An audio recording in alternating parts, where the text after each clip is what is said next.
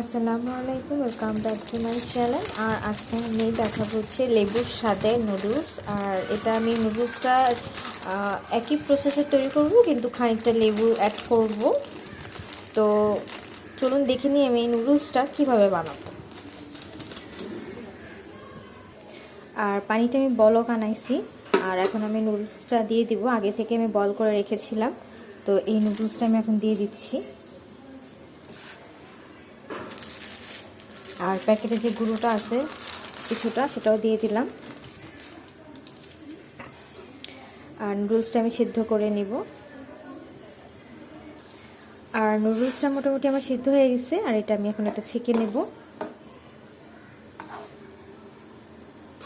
আর একটা কড়াই বসিয়ে দিলাম, আর এখন একটু দিয়ে দিলাম অল্প একটু পরিমাণ তেল। আর এখন দিব হচ্ছে পেঁয়াজ কুচি, আর দিয়ে দেব হচ্ছে কাঁচামরিচ কুচি। আর একটু নেড়ে চেড়ে দিলাম।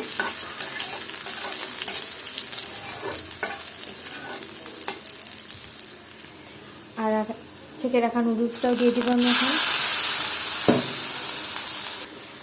আর এখন দিয়ে দিব প্যাকেটে থাকা মশলাটা। আর এটাকে আমি নেড়ে চেড়ে দিলাম।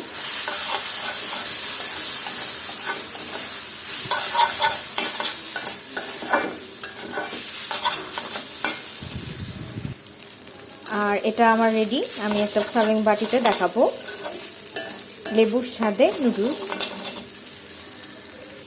আর আমি একটা সার্ভিং বাটিতে তুলে নিয়েছি। আর এখন হচ্ছে কিছু ধনেপাতা আমি এখানে দিয়ে দিলাম উপর দিয়ে।